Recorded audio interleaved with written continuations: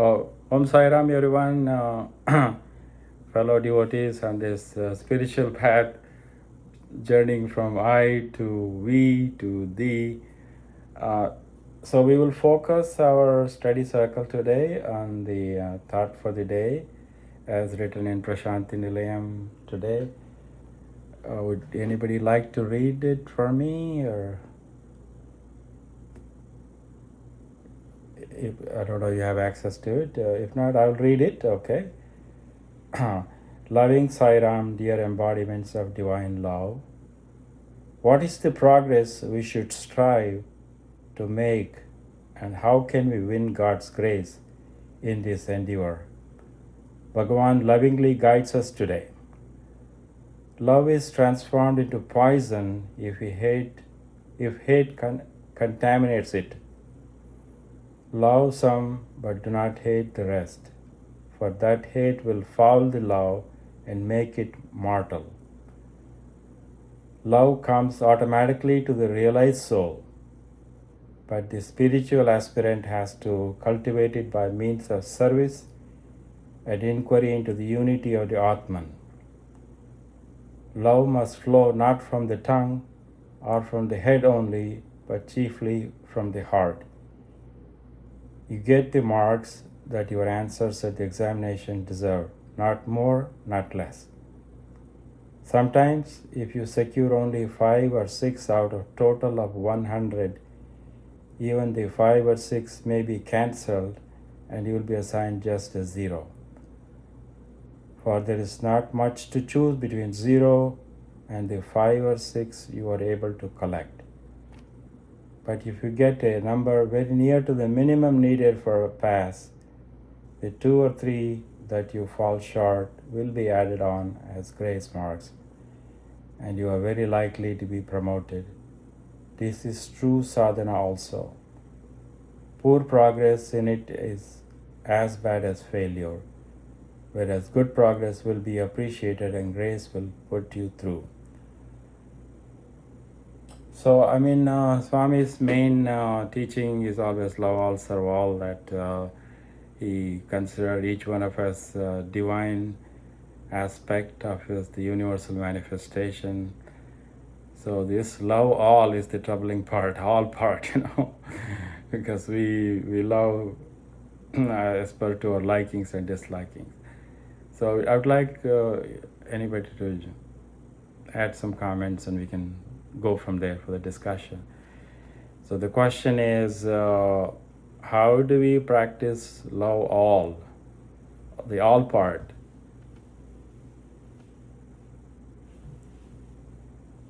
Anyone, please.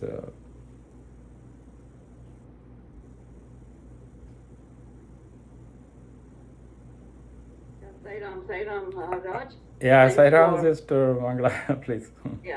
thanks for the jump start. And since nobody started, I thought, okay, let me start. This discourse was given during Guru Purnima in 1969. Okay. And here Swami said, on this Guru Purnima day, the counsel I can give you is this: do not hate anyone. Follow the Gita prescription to spiritual health, Adveshta Sarva Bhutana, without being harmful to any being. And we'll go to the Gita shloka because it's very beautiful, and it describes on how we need to deal with people. So then Swami goes on to say, God is the inner Atma in everything that exists. So, injury inflicted on any being is self-injury. On this Guru Purnima, people generally take initiation into spiritual life from a guru. If you do not come across a genuine guru, do not get downhearted. Pray for guidance, and from your own heart, you will receive the Gita that you need from the charioteer who is always there with you. And then Swami also explained how sadhana needs to be done, right? He says, practicing, poor, when I say poor sadhana, I mean that, not the best of the sadhanas, okay, where we are not moving ahead. Okay, that sort of sadhana, Swami has compared it to um, getting 5 or 6 points out of 100 in the examination, which is supposed to be very poor. And then Swami says, which is as bad as failure. Whereas a sadhana that is progressing can be compared to a candidate very near the minimum needed for a pass. The 2 or 3 points that is needed to pass is added as grace marks, and you are likely to be promoted. Good progress in sadhana is appreciated, and grace will pull you through. So Swami talks of having a loving heart with absolutely no hatred towards anyone first. And then he talks about good progress in sadhana. The more intense the sadhana we do, the more all the negative quality gets shooed away, right? Because you cannot do sadhana and have hatred towards anyone. Once you are on the path of doing the sadhana, it means cleansing one's inside, right? And then the hatred, anger, jealousy, all that gets reduced. And by the grace of God, all good qualities are poured in. We on our own, okay, have to do the sadhana to our best ability. Okay? And the remaining is taken care of by grace. So this shloka, well, maybe I'll stop here and, let's give others an opportunity to talk. And then if I get an opportunity, we go on this Advaita Sarvabhutana shloka. Saira, thank you, Raj. Yeah, thank you, Sister Mangala. Yeah, that is, yeah, that's the core teaching of all major religions, non-violence. You take Jainism, you take Buddhism, you take Hinduism, paropkaram idam shariram, the aspect that help ever, hurt never, the essence of all the 18 Puranas and all the scriptures. It's difficult to follow because we identify with the body. So thank you for summarizing so beautifully the discourse from Guru Purnima in 1969. Please, others jump in and we can. It's a very important topic because we have to progress towards Swami, the moksha, mohakshaya, the attachment, getting rid of attachment. The likes and dislikes is the one really distorts our hatred and appreciation. Sairam, please, someone else. Sairam, I feel that in this quotation that we are discussing today, the main thing that stood out for me was that Swami is saying that if you make progress, if you show progress, if you are sincere about making progress, then I'm going to help you. Because if you get even close to the minimum, I will give you that grace mark. So I think it's about the sincerity of progress. And I think it's sometimes very easy for us to judge ourselves and judge others and say that, that person has these weaknesses, or I have all these weaknesses, or I'm not doing enough. And I think the more important part is to say, am I making enough progress? Am I sincere in trying to make progress? And if I am sincere, then yes, Swami God will help me make progress. Sairam. Sairam, brother. Yeah, thank you. Yeah, I mean, Swami has said, you take one step towards me, I'll take 100 steps towards you, or 1,000 steps. Yeah, you recognize the effort is needed. Until we are ready, when the shishya, the disciple is ready, the guru shows up. So until we go through all this, the 84 million species, plant, mineral, animal, human, even as human, a lot of animalistic tendencies are there: greed, jealousy, anger, envy, hatred, no matter how hard, at least I try fall into the trap, at least part of the day, or some instances where all this sadhana goes down the drain. Again, to start from zero or negative, as you said, some negative efforts brings down the marks, or takes marks is taken away. So there's a penalty provision in this spiritual progress. Thank you for that. Thank you. The effort is needed. Of course, the grace is needed to even to think of Swami, or to be in his fold. I think it is said that we are 4 or 5 times blessed. First, as born as a human being, and then to be aware of Swami, and then to be his devotee, and then is following his teaching, and then eventually get to the what Swami is making us think about, the Atmic realization, self-awareness. So the effort and sadhana, the service and inquiry you mentioned also in the thought process. Please, someone else, please share.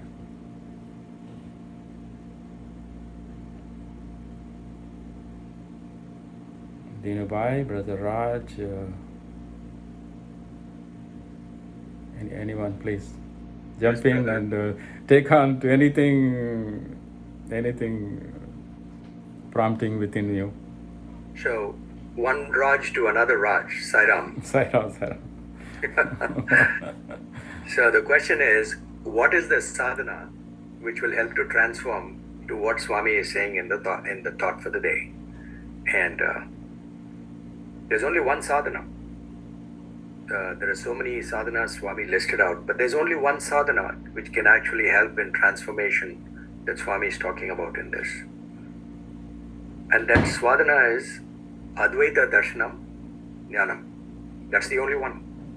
So, the more often we say it is difficult, it will continue to be difficult. The less we emphasize on the difficulty, the better for us.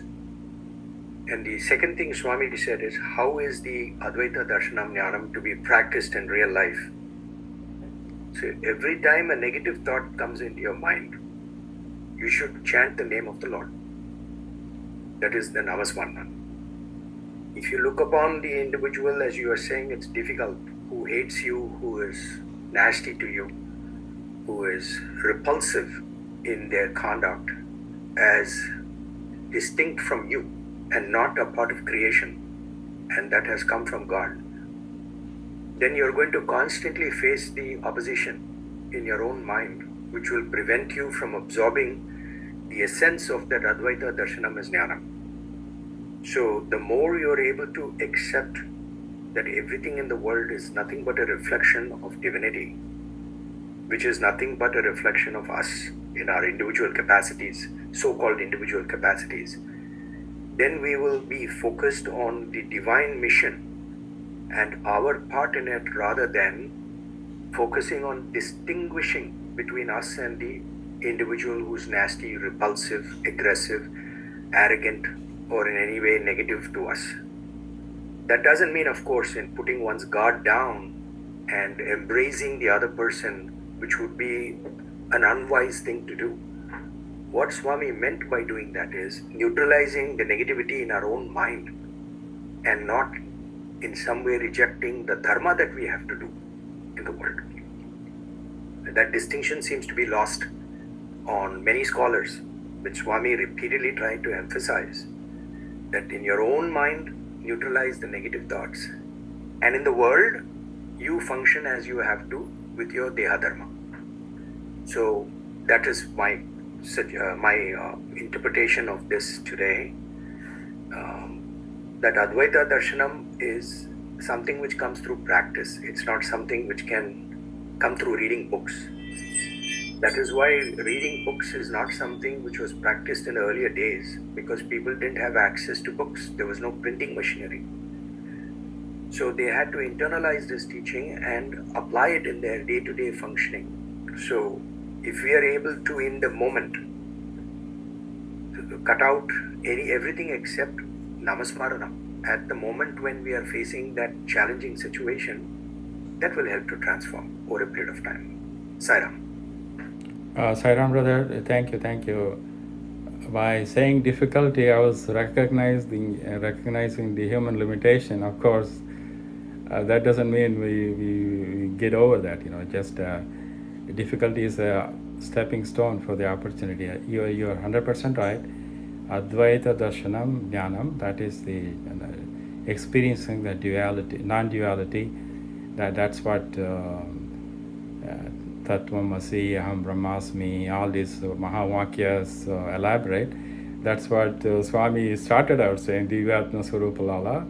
So he already elevated that each one of us. So each time when we have the negative thought in our difficult situation, it just having that pause, not having a reaction, if possible, to pause and then go. Especially you and I are litigators, in the courtroom setting, things can get heated, things can get out of hand very quickly.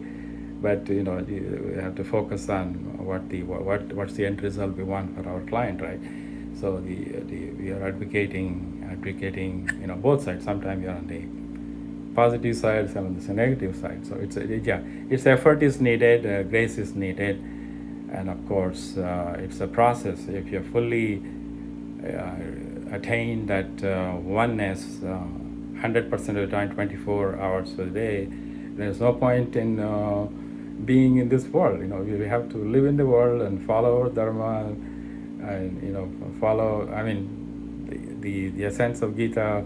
Swami put down the last word in Gita, Mama, and then first word in Gita, Dharma, Mama Dharma. You have to follow our duty as a householder, as a brother, father, or grandfather, children, and advocate. All these roles we have to play.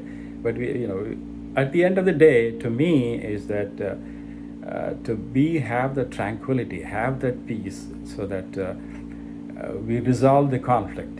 First of all, not to have the conflict. If we do happen to recognize the conflict, that means I have to be open-minded to see the other point of view, and then see what can I do, find the commonality in that.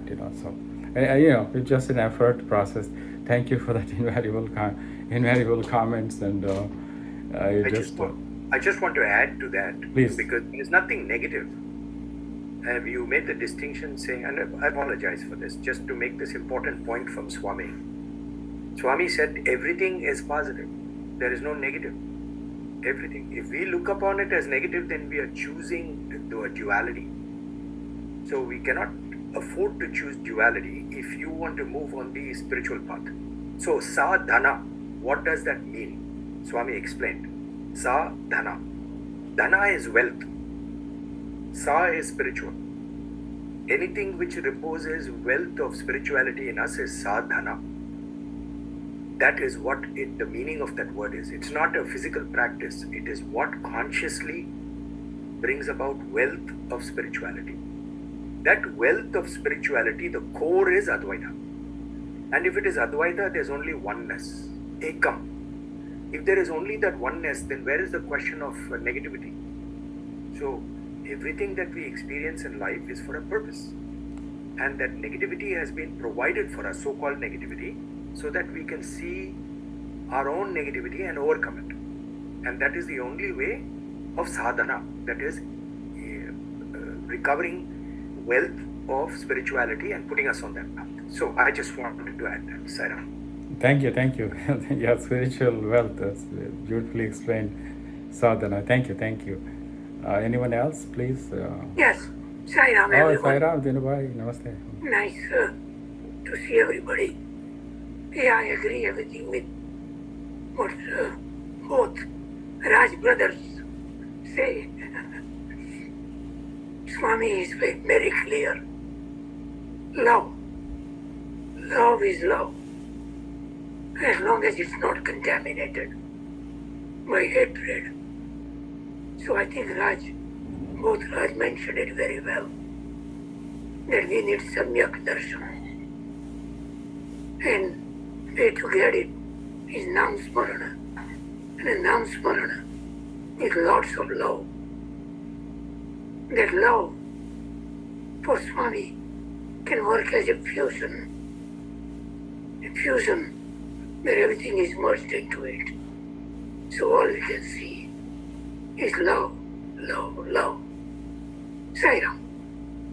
Sairam Dhirubai, thank you. Yeah, love, that is, that's the undercurrent of everything. And then, of course, hate is the other side of love, So if you deeply love the person, something doesn't go the way we expect, our expectations and attachment gets into the hate side of it. So yeah, thank you, Diana. Thank you, Brother Raj, also. Yeah. Everything is positive. You're right. It's a learning process, and each one of us are in a different different stage of evolution, so to say, to reach that goal. Please, I think it Yes, said. Sairam. Yeah. Sairam Pradash, please. Yes, so yes, continuing with the discussion,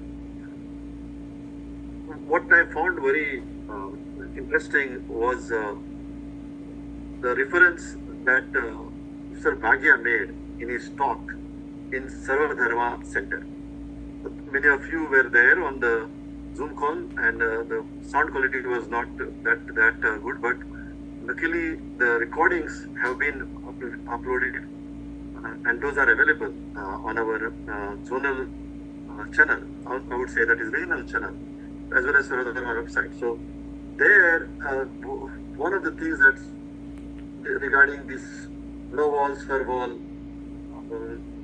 the philosophy Professor Bhagya mentioned was, many a times, all good deeds that you do, if you have not done them with the totally selfless attitude, and then we get praised, and we revel in that praise, then the whole thing is utilized. Because if we've been basking in that praise, and we enjoy that praise, and we did something that was good, so then it talks about this one, the marks there as well, mark 1, mark 2, that sort of thing. I read the transcript of that talk as well, and I told the same people probably know how to read the transcript. But at the same time, if Sairam Pradash, it's somehow it's not clear. it's not clear. It's not clear as to I've heard about Bhagya's lecture and all that, but the main point you're getting to was not clear. I'm sorry. Yeah, the reception is not clear, is what you're saying? Yeah, now it's yeah. Now it's better? Okay. Yeah. Yeah, so in between, it's really better mic looks like for my laptop. So going by that, what I was saying was, if there is a good deed that is done, and this is what Swami mentioned to the devotees sitting in the veranda, and then that person gets maybe scolding by Swami for something else that he had done in the past, and no praise for anything that was done as a good deed. In that case, the marks that he is talking about is that the person gets 2 marks. So now that Swami has scolded him for something that was wrongly done long time ago, plus his good deed is not recognized, then he gets 2 marks. Okay, now we are here. Please remember that this is usually where there is no niskam karma. There is some element of doership, and in that case, such a question comes into picture. If there is total niskam karma, and whatever that is done, good, not good, neutral, whatever, and there is absolutely no expectations or no expectations of any results, no expectations of any praise or any selfish interest, then it doesn't matter whether you get a praise or you don't get a praise. But in situation where there is some sort of expectations, then that itself is sometimes can be neutralized because you got praise. Okay, and then really whatever the good deeds you did is really got neutralized because Swami has praised you. And many times that is what Swami has said. And this is directly from the talk that Professor Bhagya gave in Sarva Dharma Center, where he talks about this mark 1, mark 2, and so on. And I thought I will just add that here, because here again, Swami says, for somebody who is close to the sadhana, passing mark, we are talking about that. But I guess when we are talking about total Advaita, then this mark won't even come into picture, because you are above that. And that's what I want to highlight, Sarah. Yeah, thank you, Pradash. Yeah, thank you. I think, yeah, right. Yes, in terms of, sometimes we get a praise for the work we did, or sometimes we get negative reaction. As you articulated, Swami himself did not recognize the good the person did when he brought out something which was negative before. Of course, Swami is, when we had the personal interaction, those who were fortunate to have that, Swami would correct it. Now. At least my connection to Swami was always remote, so it's I had to think through the problem as well as solutions, and then come to a resolution where the mind is at equanimity. So the pluses and minuses, it goes on. That's part of our existence, but we have to continue to. I mean, we lose when we don't make the effort, right? I mean, we have to continuously, when we fall, we have to get up and take the next step. The same way, namasmarana or self-inquiry or service, whatever path we choose, or combination of the path, especially the devotion is dear to me. So that in any of those paths, continuous effort is needed. Please, Sister Mangala, maybe you can add, I think, the things you couldn't share earlier, please.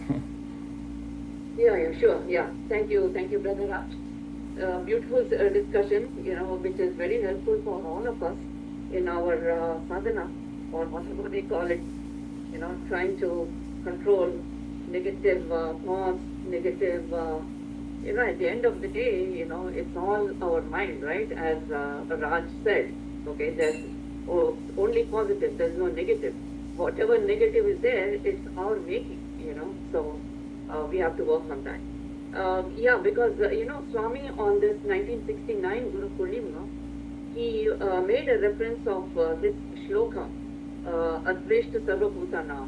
And, we're very happy to see Dinubai, and, I know he is expertise in Bhagavad Gita explanation, so I'm sure he can add to this. The shloka goes, and this is one of my favorite shlokas. Adveshta sarvabhutanam maitri karuna evacha nirmamo nirankara samadukha sukha kshami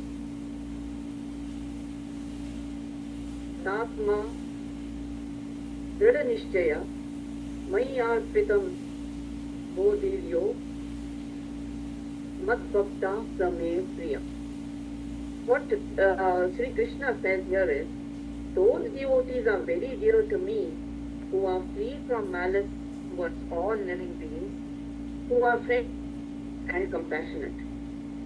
They are free from attachment to possessions and equipoised in happiness and distress, and ever forgiving. They are ever content, steadily united with me in devotion, self-controlled, of firm resolve, and dedicated to me in mind and intellect. So Sri Krishna here, in this one shloka, he tells us we have to behave with people, free from malice towards all living beings, friendly and compassionate, free from attachment to possessions and egoism, equipoised in happiness and distress, ever forgiving, ever content, steadily united with me in devotion. And if we cultivate these qualities, Krishna says, such devotees are dear to me. I mean, with these, what happens? Okay, suppose we try to be friendly.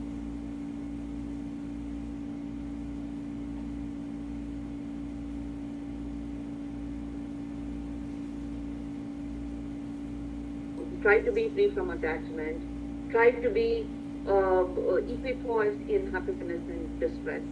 Try to forgive always, without having any malice in us. And be ever content. With these qualities, okay, and all this won't come overnight. It is only through prayer, through meditation, whatever is helpful for us. And each one has their own path, right? I want to say you have to follow this, follow that. It's each one's path. So then, when we read this shloka, we do our sadhana, okay, that is as far as we ourselves are concerned. Then when we go out in the world, these are the challenges we face, right? Trying to be compassionate to even people who are rude with us, trying to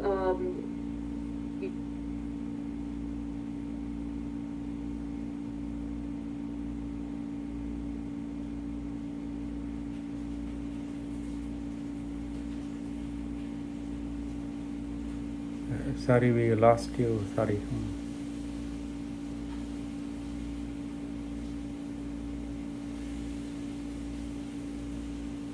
Maybe Sister Mangala has internet connection. Yeah, thank you for bringing out all those different qualities highlighted in Bhagavad Gita: compassion, hatred, not having hatred, contentment, all that. Yeah, it's a process. It's experience has given. Sorry, Sister Mangala, we got. it's a long process, but yes. We go back to our cutting off. Is that good now? Yeah, it was good. Yeah, please continue, please.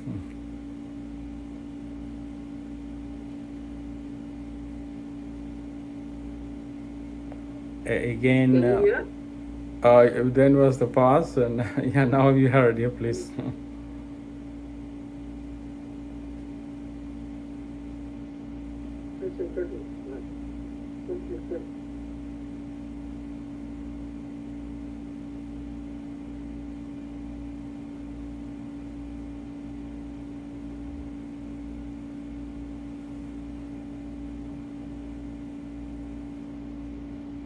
Sorry.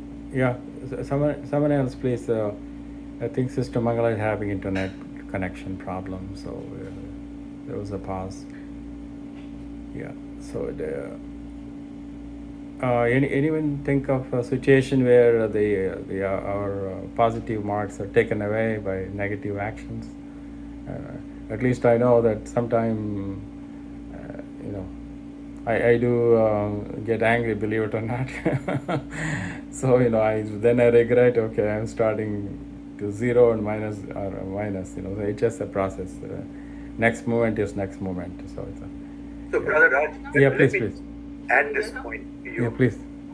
You're talking about anger. Swami specifically said anger is fine as long as the purpose that is the anger is exhibited is righteousness. So anger by itself is not prohibited. For instance, very specifically, Swami gave this example. If you have to get angry or even rude with a person for purposes of them understanding what is good for them, then that is not considered to be negative. As long as that is propagated or propelled by selflessness and only for the benefit of the other party, and there is no ego derivative or any self benefit derived from that, that's fine. So we get the wrong impression that we shouldn't be angry if anybody is acting in a very destructive behavior.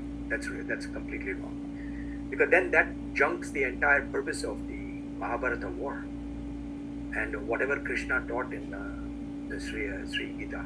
So just wanted to add that. Yeah, thank you for that. Yeah, righteous anger is good. Yes. Yeah, Sairam. Sairam, bye. Raj mentioned Mahabharata. Durvasa had a lot of anger. And Swami said, when the Pandavas were hiding under him, And Duryodhana asked him. He said the truth. Yes, they are under me. But he said it with such an anger that it frightened Duryodhana. So, like Swami said, that cobra, the people were throwing stones at him. He told the cobra, I didn't tell you not to raise your fangs and show your anger. Sairam. Sairam, thank you. Yeah. With the right tone is Sairam, yeah, please, brother. Yeah, one quick point I would like to make, okay, Yes. and that is in support of what we have been discussing about anger.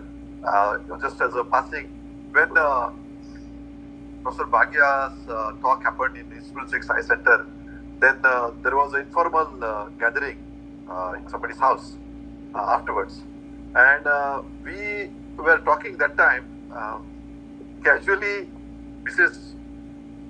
Bhagia mentioned that Swami, because Professor Bhagia himself agreed, he was talking about his anger management issues when he was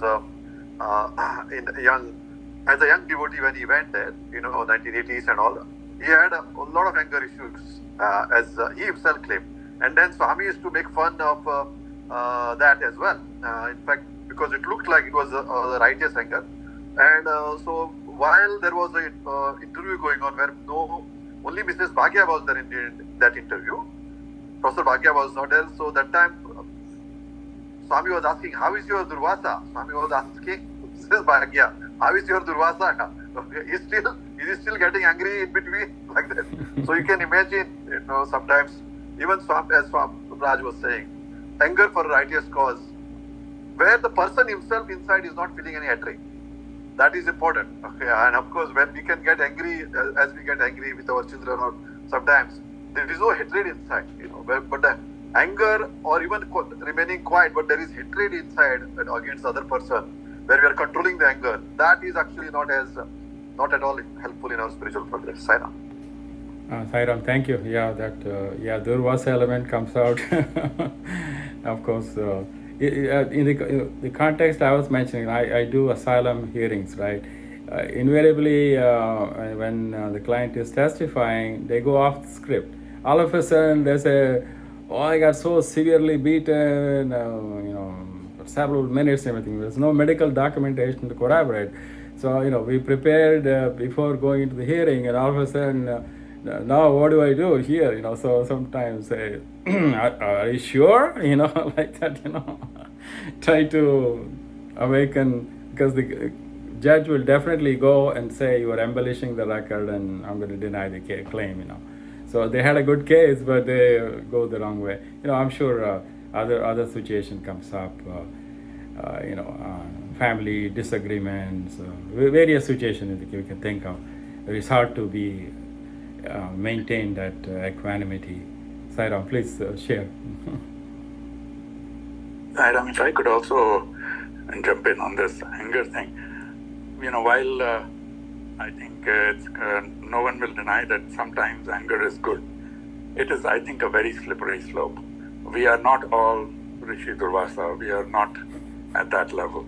And it is far more likely that anger is going to get us into trouble than it is going to do us good. It's the bar is very high about being completely selfless and no self-interest and all of that. It is not so easy to be thinking like that for most of us when we are angry. In fact, at the Gita we talked about some shlokas, and there's also the other very clear shloka there which says, Trividam narkas sedam dwaram nasnatmana kama krodha tatha lobha tasmat detatrayam te tyajet. That there are three triple doors to hell, which are destructive of the self: lust and anger and greed. So and then it goes on to say, tasmat detatrayam tyajet, that these three things you should abandon. So I think for most of us, I would think that it is going to be far likelier that we are on the right path if we say that we will not get angry. And special situations about disciplining your children, etc., is a very special case, yes. But beyond those very, very narrow special cases, I think it is far more likely that we will make spiritual progress if we focus on giving up anger. The bar, I think the requirements for using anger, being able to use anger wisely for oneself as well as for others, is very, very, very high in my opinion. Sign up. Sairam, thank you, brother Anil. Just a quick comment. That Swami has said that when we get angry, it takes 4 months to cool down the blood. So righteous anger is important. Same time, it's sometimes as long as we eat salt and spice, things happen. So Sairam, please, Raj. I just wanted to say there's no broad brush to brush that word anger. Anger has different meanings. And in fact, in the English dictionary, anger means displeasure, annoyance, or hostility. And it's the hostility component that we have to remove. It's not the annoyance or the displeasure. Because if we don't express our displeasure or annoyance, then there's not going to be any progress. So one has to be very careful about how one defines anger. Anger in the generic form actually means hostility or hatred or negativity against an individual. But if it's used as a yardstick for defining what is unrighteous and then be able to resort to that response, that's a different issue altogether. What Durvasa was using there was intellectual parsing, not anger per se. He was using annoyance. He was not using hostility. And so one has to make that distinction. And that is something left to an individual. But if an individual does not want to respond when he has to respond, like for instance, children, instance your work as a lawyer, you have to demonstrate your displeasure and annoyance. If you don't do that, then you're becoming an ineffective assistance of counsel. So you have to express that. If you don't, you are going to fail. And if a doctor doesn't express it at the time when there is a wrong diagnosis by a colleague and doesn't stand firm on that, that is adharma. So one has to be careful how one defines the word anger. Sairam. Thank you, brother, for that Disagreement, clarification. I think. Sorry, please. Go ahead. Sorry, I'm not saying that we should not disagree with another colleague or whoever, but disagreement and anger are two very different things. One can fight the Mahabharata war without anger. One can we can disagree with one's colleague in office or whoever, but without anger. I think they're not at all synonymous. And I think absolutely dharma is extremely important, very, very important. But I'm not sure that, at least that's not my understanding, that one needs to have anger in order to be able to disagree or to do one's dharma, even if the dharma requires tough action. So, thank you, Brother Anil. I mean, the important point, things happen, but it's always how the other person perceives our thought, word, and behavior, or facial reaction, and all that. So it really, things happen. If I can apologize as quickly as possible, sorry I hurt your feelings, but if this is what I was trying to focus on, then that may help. Not to carry, so that not to add fuel to the fire. Saying something else, and the whole situation escalates and blows away. Sairam, please.